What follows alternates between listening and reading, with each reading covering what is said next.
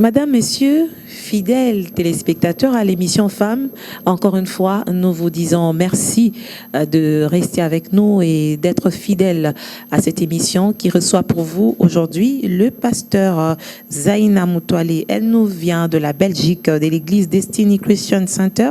Elle est également visionnaire et initiatrice de l'Ace-Belle Sound de Trumpets. Pasteur, bienvenue. Merci beaucoup. Vous allez bien? Très bien. Contente d'être à Kinshasa? Très contente, surtout après une longue absence. Oui. C'est un vrai plaisir, un vrai régal d'être de retour. Alors, c'est en mission évangélique? C'est une mission évangélique, c'est une mission pour le travail, c'est une mission familiale. C'est du tout. C'est un peu de tout, voilà. Avec vous, on va parler de femmes prédestinées, mais avant d'arriver à ce thème, j'aimerais quand même vous poser une question. Vous vous sentez bien dans votre peau de pasteur ou il vous arrive de dire, Seigneur, comment vous m'avez amené à cette lourde responsabilité? Je dois être sincère. Parfois, c'est compliqué. Surtout en tant que femme ou c'est juste pas, parce qu'on est pasteur? Non, c'est la responsabilité. C'est pas en tant que femme, non. En tant que femme, je n'ai aucun souci. Mais aucun. Mais c'est ce qui va avec, ce qui vient, voilà. Mais en même temps, parfois c'est difficile, hein. Il faut dire les choses comme elles sont. Oui. Mais je ne m'en plains pas. Je ne m'en plains pas parce que je sais où je puise ma force. Voilà. Donc je m'en plains pas. Mais il faut dire que ce n'est pas toujours facile. Ça oui, ça je peux pas mentir. Parfois c'est. Mais de manière assez brève, comment vous êtes arrivé à devenir pasteur? C'est vrai qu'il y a l'appel de Dieu, mais avant d'y en arriver, il y a un parcours. Ah oui, ça. C'est un long parcours. Si on commence dès la jeunesse, on va dormir ici peut-être. Oui, je pense. Mais Dieu m'a fait cette grâce, en tout cas, de le connaître, même si je l'ai connu tard, comparé à beaucoup d'autres. Moi, il m'a fait vivre le verset qui dit il vous fait récupérer les années que les sauterelles ont dévorées. Voilà, ça c'est vraiment, ça fait partie de mon témoignage. Très vite, quand je me suis donné à lui, je suis passée par les eaux du baptême. Vraiment, le ministère a commencé. J'ai commencé, c'était à la jeunesse. J'ai commencé, c'était dans le ministère de l'interprétariat. J'ai commencé tout le temps. J'étais tout le temps avec des serviteurs de Dieu, tout le temps. Et ça a été comme ça, vraiment. Et ça fait combien d'années de pastorat? Ah là, ça fait maintenant, c'est marrant parce que quand j'ai été ordonnée, oui. Je vais dire que c'était en 2000, on est en 2022, oui. En 2016. Ok. Voilà. 6 ans déjà, depuis que vous êtes ordonné, mais vous exerciez déjà avant votre ministère. D'ailleurs, souvent, les gens étaient étonnés en disant, mais on croyait déjà que tu étais pasteur en fait. Oui. Mais j'ai dit, vous savez, je n'ai jamais été pressée. C'est quelque chose qui s'est fait naturellement, mais pour beaucoup, c'est quelque chose qui devait déjà, en fait... être fait avant. Mais voilà, tout à fait. Mais c'était pas pour vous une manière de fuir cette responsabilité? Non, pas du tout. Ça ne m'a jamais posé un problème, parce que quand vous connaissez votre appel, dedans, voilà, oui. Vous êtes dedans, donc après, c'est un moment X où maintenant on officialise, si je peux dire ainsi, la fonction.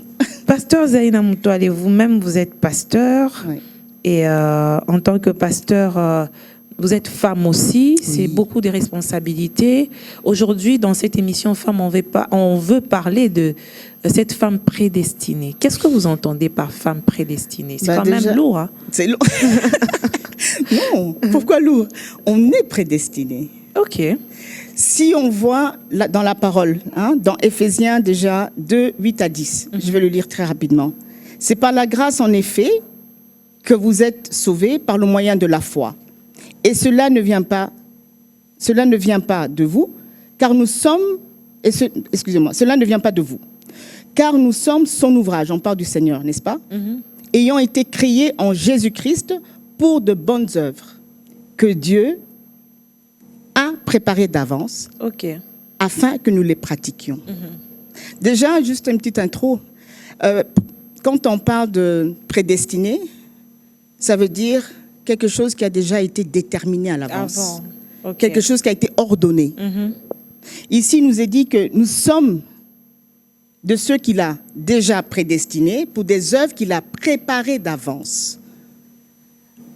Et donc, vous ça veut dire que, en tant que femme, lorsqu'on vient sur la terre, on est déjà programmé à certaines choses. Pareil pour les hommes. Pareil pour les hommes, mais ici on parle des femmes. Hein. Ok. On est d'accord, c'est pareil pour les hommes. Mais ici, je voudrais encourager les femmes à prendre conscience de cela, qu'elles ne sont pas n'importe qui. qu'en chacune d'entre elles, il y a quelque chose que l'Éternel a déjà déposé. Le problème de beaucoup de femmes, et j'en parle aux chrétiennes, hein, elles ne cherchent pas plus loin que ce qu'elles voient. Je m'explique. Les trésors sont des choses cachées. Les talents et les dons que Dieu nous donne sont des choses cachées en chacune. Il faut aller les chercher. Par quel exercice, par quel moyen on se découvre? Déjà, par la prière. L'Esprit du Seigneur est là pour nous révéler. Mais les femmes prient beaucoup, hein? Vous êtes d'avis avec moi. Je ne me suis pas arrêtée à la prière. J'allais ajouter quelque chose. Il y a la prière, il y a la mise en pratique. Et il ne faut pas avoir peur aussi d'aller chercher conseil auprès des serviteurs de Dieu qui sont autour de nous. Vous savez, en ce qui concerne souvent le ministère, le don, les talents, les hommes de Dieu peuvent aider quelqu'un. C'est leur rôle, en fait, c'est leur responsabilité d'aider tout un chacun à entrer dans sa destinée. Parce que, justement, on est prédestiné à des grandes choses. Chaque personne. Si tu n'arrives pas, tu n'as pas eu la révélation, parce que Dieu parle. Quand tu passes beaucoup de temps dans la prière, tu veux vraiment savoir, Seigneur, quel est le plan que tu as pour moi. Mais il te le montre, il te le dit. Il a dit à Jérémie, c'est lui qui a le meilleur plan, un plan de paix, de bonheur, non de malheur, pour te donner un avenir certain. Mais moi, j'ai toujours été dérangée, je l'ai dit dans plusieurs émissions où je reçois les femmes servantes ou les femmes pasteurs. Oui. Il y a un grand contraste, un grand paradoxe entre ce que les femmes chrétiennes devaient être réellement et ce que l'on vit dans la société. Normalement, ce pays devait être un pays béni. Normalement, ce pays devait être un pays développé où tout le monde travaille de manière honnête, où il n'y a pas de corruption, il n'y a pas ceci, où les femmes seraient debout parce que d'abord, majoritairement, c'est elles qui constituent la population. Plus de 50% est constitué des femmes. Et puis, dans les églises qui remplissent des bancs, ce sont les femmes, n'est-ce pas? Est-ce qu'elles mettent en pratique ce qu'elles reçoivent? Moi, je ne suis pas là pour juger, hein, ni condamner. Hein. Il faut qu'on s'interroge sur les bonnes questions. Il faut qu'on se pose les bonnes questions. On va à l'église, on prie, on jeûne, on passe des heures, certes. Est-ce que nous mettons en pratique ce que nous avons entendu? Prier, c'est une chose. Prier sans mettre en pratique, tu n'auras rien comme résultat. Parce que tu ne pourras même pas vivre ce qu'on appelle la foi. Prier, tout le monde prie. Même le musulman prie. Tout le monde prie. Mais prendre la parole de Dieu, qui est une parole vivante, la mettre en pratique, il n'y a qu'à ce moment-là que tu pourras avoir un résultat. Et le problème de bon nombre, on ne veut pas aller plus loin. Nous sommes très nonchalants, je dirais ainsi, même dans la prière. Ça, c'est vrai. Même dans nos actes. Un enfant de Dieu est appelé à être prompt à obéir. Dieu peut te parler. Tu es en mode nagosé là, il fait trop chaud, je suis fatiguée, je dors. Il y en a qui ont fait un exercice terrible dans le sommeil. Hein. Ils s'exercent à dormir, quoi. Je dis, au lieu de mettre en pratique la parole, c'est un sommeil. Mais ça ne vient pas de Dieu. Hein. Les gens qui dorment beaucoup? C'est-à-dire que, non, Dieu, il y a un temps pour tout.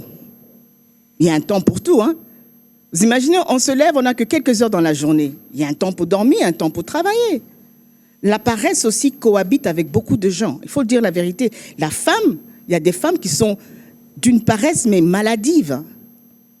Donc, tu peux prier, mais si en même temps tu es paresseuse. Mais elles sont tout le temps promptes à aller à l'église. Qu'est-ce qu'on fuit dans la société quand on va à l'église tout le temps? Je pense qu'on n'ait rien à voir comme résultat au finish. C'est un choix. Hein. Celui qui veut vraiment, celle qui veut vraiment sortir de ce temps de prière avec quelque chose. Tu ne peux pas venir à Dieu vraiment, chercher sa présence, chercher sa face et rentrer comme tu es venu. C'est impossible. Quelqu'un nous dira que les femmes sont blessées. Oui, ça aussi, c'est vrai. Et Tout à fait. Je voulais le dire aussi. Parce que prier, c'est bien. Mais si tu veux être efficace même dans ta prière, il ne faut pas prier n'importe comment. Il y a des choses qu'il faut apprendre en tant que femme surtout, parce qu'on connaît notre rôle, on connaît notre place. Je ne vais pas parler de ça ici, je crois qu'on le sait. Mais tu ne peux pas donner ce que tu n'as pas. Tout à fait. Je m'explique. Beaucoup de femmes, c'est pour ça que je dis, je ne suis pas là pour juger ni pointer. Non, c'est une analyse, on doit faire avancer les choses. Tout à fait. Il y en a certaines, c'est dû à un mal-être qu'elles portent depuis longtemps en elles. Il y a un problème, c'est que si ce problème-là n'est pas résolu, elles ne savent pas décoller. Hein. Et j'aimerais, j'en profite pour encourager encore une femme aujourd'hui, de lui dire, même si tu as été rejetée, blessée, et il y en a beaucoup malheureusement dans notre société, beaucoup, on ne t'a pas comprise, on t'a traité de tout le nom. Prends courage, relève-toi et marche et va de l'avant. Parce qu'il y en a un qui s'appelle, je l'ai dit hier dans une autre émission, il s'appelle le baume de Galate. J'aime beaucoup ça, c'est un baume. Le baume, c'était quelque chose à l'époque qu'on utilisait, c'était curatif, c'est pour soigner. Laisse le Seigneur te soigner. Avant de demander, vous voyez, la Bible dit, vous demandez mal. Oui, c'est pourquoi on ne reçoit pas. On ne reçoit pas. Avant de demander quoi que ce soit, il y a des choses intérieures qui doivent être soignées, traitées. Pour que quand tu commences à prier pour maintenant d'autres choses, tu puisses même être en mesure de les recevoir. La parole n'a pas changé. Le problème, c'est nous, le contenu, le récipient, comment on dit ça, la personne qui reçoit en fait. Est-ce qu'on est prêt à recevoir ce que Dieu nous donne? On n'est pas toujours prête. Oui, parce que parfois les mobiles n'est pas sincère quand on va vers Dieu. Il y a le mobile, mais il y a aussi le fait qu'il y a beaucoup de cœurs qui sont blessés. Quelqu'un de malade a besoin d'abord de vivre une restauration, une guérison. Il faut parler ou il faut seulement se confier en Dieu? C'est quoi les étapes en tant que pasteur? Anne, par exemple, on peut voir différentes femmes dans la parole. Hein. Anne, elle a vécu, le serviteur de Dieu était devant elle et il a cru qu'elle était ivre. Hein. Elle n'a pas parlé. Elle a juste dit, ah, mon ami, tu ne sais pas ce que je suis en train de... Je paraphrase. Hein. Oui. Tu ne sais pas ce que je suis en train de vivre. Laisse-moi chercher Dieu. Voilà. Donc, à chacune, selon, Dieu voit nos cœurs. Tu peux aussi aller te confier à quelqu'un qui est plus mature dans le Seigneur. Je dis, Dieu nous donne les pasteurs, les évangélistes, les docteurs. Ce n'est pas pour rien, c'est pour l'édification du corps de Christ. Ils sont là pour nous aider. Ils sont là pour aider le peuple de Dieu. Tu peux aller vers quelqu'un et lui parler et elle va te soutenir dans la prière quand tu sens que c'est trop. Et en plus, Dieu dit, et ça c'est très grave, on n'a pas d'excuses en fait. Hein. Donc on peut comprendre, on peut être compatissant, mais à un moment donné, il faut se lever. Parce que Dieu a tout pourvu. Il a pourvu à tout. Même les aides. Si vous lisez dans Exode 31, je paraphrase, il dit, je t'ai donné pour aide. Il parle à Moïse. Je t'ai donné pour aide X, Y, Z. Des personnes que moi, l'Éternel, je choisis. En qui j'ai mis le même esprit d'intelligence. Pour faire toutes sortes d'ouvrages. Donc, pour faire toutes sortes de choses. Donc, à un moment donné, est-ce qu'on connaît même... Il faut connaître la personne de Dieu aussi, hein, pour arriver même à dire ce que je suis en train de dire. Pour que tu te rappelles de ça, que tu te dises, mais je ne suis pas seule. Dieu a déjà pourvu. Il y a des gens qui sont là pour m'aider. C'est un monde perplexe. Pardon? C'est un monde assez perplexe. Parfois, c'est complexe aussi. C'est grand. Par rapport aux personnes? Oui.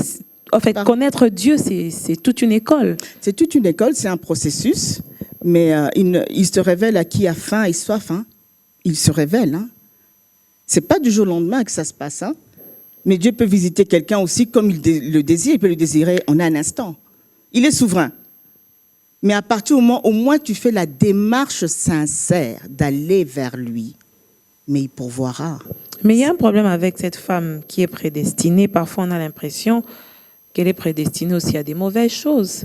C'est par la femme que le Christ est venu, c'est par aussi la femme qu'on a eu des problèmes. Donc, c'est ce que nous vivons aussi aujourd'hui, d'ailleurs, dans le monde actuel. Correct. Le scandale, parfois, passe aussi par la femme. De la même manière, elle a un rôle à jouer assez important. De la même manière, elle est facilement manipulable. Tout à fait, mais ça, après, c'est une question de comment Dieu a ordonné les choses. Hein. Et il faut que ces choses aussi arrivent pour que les enfants de Dieu, on sache qui est qui. Dans la parole, il y a l'histoire de Jézabel. C'est une vraie catastrophe. On ne va pas aller dans le détail. Mais tu as aussi l'histoire de Ruth, de Marie, d'Élisabeth. Il faut que toutes ces choses arrivent. Il y a aussi de l'autre côté Delilah. Absolument. Donc, c'est pour dire, dans le monde, dans la vie, il n'y a rien de nouveau, en fait. La parole nous rappelle qu'il n'y a rien de nouveau. On trouvera toutes ces choses, tout ce genre de femmes.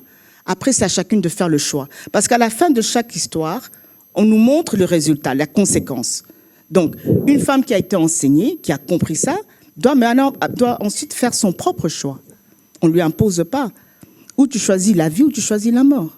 Et cette femme prédestinée, elle est appelée à faire quoi exactement? À faire toutes sortes d'ouvrages. Je m'explique. Elle est appelée à servir son Dieu. Quand on parle du service, c'est dans la maison de Dieu, mais c'est aussi en dehors, c'est dans tout ce qu'elle fait. Elle est appelée à être les yeux de l'Éternel. Elle est appelée à être la bouche de l'Éternel. Elle est appelée à être la main de l'Éternel. Là où elle va, elle doit apporter la paix. Elle doit réconcilier les gens. Nous avons cette disposition en nous. Mais est-ce que nous en prenons même conscience? Vous voyez, c'est connaître la personne de Dieu, c'est très important. Quand tu sais qui est ton créateur, quand tu comprends qu'il ne t'a pas mis ici comme ça, tu as un mandat, tu as une mission. Ça peut être au sein de ta famille. Ce n'est pas toujours dans l'église du bâtiment. Hein. Même au sein d'une famille, la femme a tout un rôle. Mais est-ce qu'on en prend conscience? Oui, parfois on a l'impression que la femme priorise un peu plus ses devoirs par rapport à l'église. Elle a tendance à abandonner sa famille alors que le service à Dieu commence d'abord au sein de la famille. Ça, c'est un manque de sagesse, tout simplement. La Bible dit, si tu manques de sagesse, demande. C'est ce qu'on appelle foolishness. C'est être insensé. Il faut qu'on soit des femmes équilibrées. Vous voyez la croix, comment elle est? Vous avez vu les balances comment c'est, hein, une balance. Mm-hmm. Une femme, surtout, encore plus je dirais une femme, mais c'est applicable à chaque chrétien, que Dieu nous aide à être des femmes équilibrées. Ok. C'est une question d'équilibre. L'excès de trop nuit. Il faut trouver un équilibre. Dieu nous a dotés de l'intelligence. Dieu nous a donné la sagesse. Il nous a donné son esprit. Il nous a donné une onction qui nous équipe pour faire beaucoup de choses. Mais est-ce qu'on prend... Moi, ma question, c'est, est-ce qu'on est conscient de ça? Est-ce qu'on prend conscience au quotidien, dans tout ce qu'on fait, qu'en fait, qu'on n'est pas seul? Pourquoi on le fait? Pour qui on le fait? On est comme ça, en fait. On est un peu... Mais non. Quand tu marches avec une mindset de Christ, non. Ton comportement va changer. Ton langage doit changer. Tes fréquentations changent. Parce que tu marches avec cette conscience. Ma question est de nouveau, c'est est-ce qu'on en prend conscience? Est-ce qu'on sait qui on est en Christ? Pas forcément, sinon on aurait d'autres résultats sur le terrain. Bon, heureusement, il y en a qui ont compris. Hein. Okay. Là, ce sont des choses, il faut chercher à écouter des enseignements qui parlent de ça aussi. Il faut te renseigner. On n'apprend pas ça comme ça, je suis d'accord. Hein. Un enfant, quand il va à l'école, il commence par A, B, et puis après deuxième, première, etc. Il faut écouter les enseignements, il faut être renseigné, il faut côtoyer ces personnes si tu vois que, il faut savoir, en anglais on dit to tap in, ça veut dire que tu saisis cette grâce qui est dans la vie de ta sœur, de ta mère. Il faut le faire. Dieu t'a mis à côté des personnes, mais on est dans la distraction. Et alors, qu'est-ce qu'on aime se plaindre, nous les femmes? Et trouver des excuses.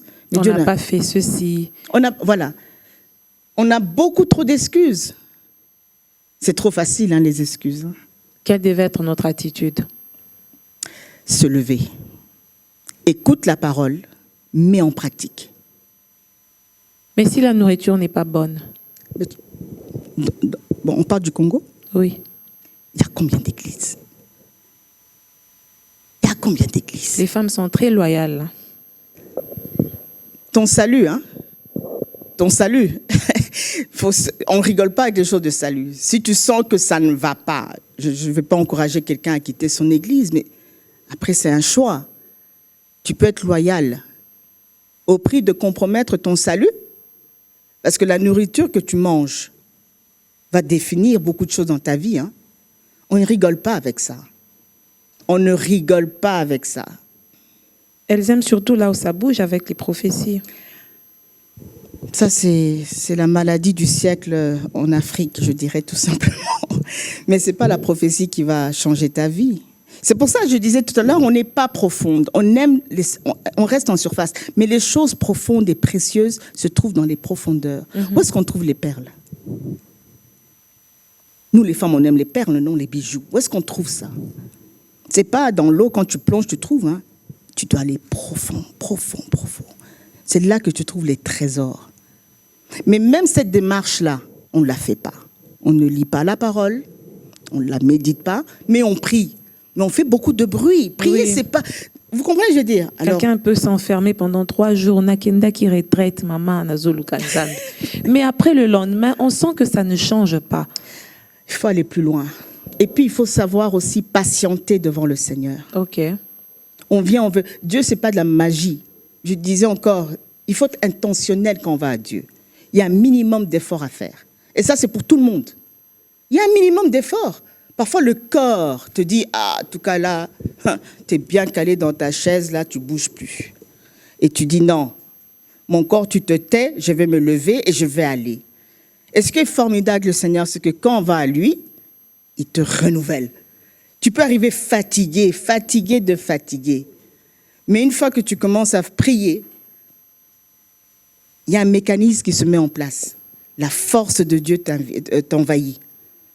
Mais ça, c'est quand tu as compris déjà ça. C'est pour ça que c'est important déjà de comprendre la personne de Dieu, comprendre la parole, avoir tous ces versets en toi comme des bullets, vous voyez, qu'il faut sortir quand c'est le Tout à moment. fait. Voilà, être prêt, parce qu'on est dans un combat perpétuel. Si on suit le corps, on ne fera rien.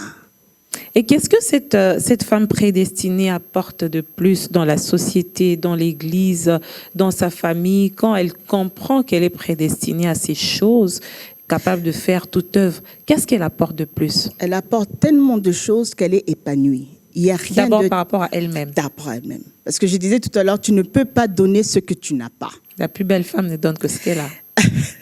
Tu ne peux pas donner ce que tu n'as pas. On est d'accord? Ça veut dire que toi, en tant que femme, lorsque tu es épanouie, mais les choses se passent. Hein? Et ça n'a pas de prix.